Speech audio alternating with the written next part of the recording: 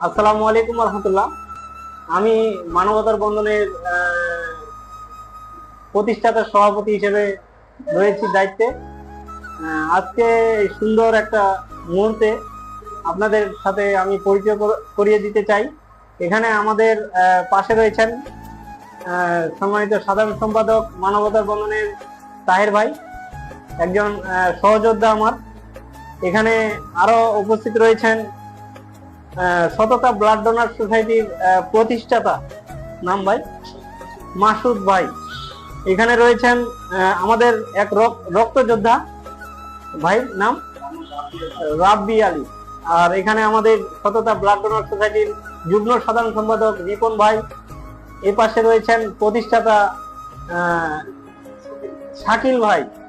এ পাশে ভাইয়ের নাম রাকিব ভাই। আপনারা দেখতেছেন এখানে আমরা কিন্তু এখানে এই যে আজকে যে সুন্দর একটা মুহূর্তে হাজির হয়েছি, এখানে কিন্তু আমাদের রক্তদান হয়েছে। এই ভাই রাব্বি ভাই রক্তদান করেছেন, পজিটিভ রক্তদান করেছেন। তো আসলে এক কথাই আমরা কিন্তু অনেকেই রক্ত দিতে ভয় পাই। হ্যাঁ, রক্ত দিতে হবে। হ্যাঁ, আপনি আমার পাশে থাকবেন, আমি আপনার পাশে থাকবো। মানুষ মানুষের জন্য, আমরা এভাবেই মানুষের পাশে থাকবো। হ্যাঁ, তো আপনারা এভাবে পাশে থাকবেন। আমাদের সাধারণ সম্পাদককে কিছু বলার অনুরোধ করতেছি। আসসালামু আলাইকুম। মানবতা বন্ধন রানী সংকেত এটি অরাজনৈতিক ও অলাভজনক স্বেচ্ছাসেবী সংগঠন। এই সংগঠনে রাজা ভাই আছে, বাদল ভাই আছে, সাগর ভাই আছে। সবাই আমরা একসাথে কাজ করি। এই কাজ করতে পেরে আমাদেরকে খুব ভালো লাগতেছে। পাশাপাশি সততা ব্লাড ডোনার সোসাইটি তারাও সততার ভাবে কাজ করতেছে। মানবতার বন্ধন সততার ভাবে কাজ করতেছে।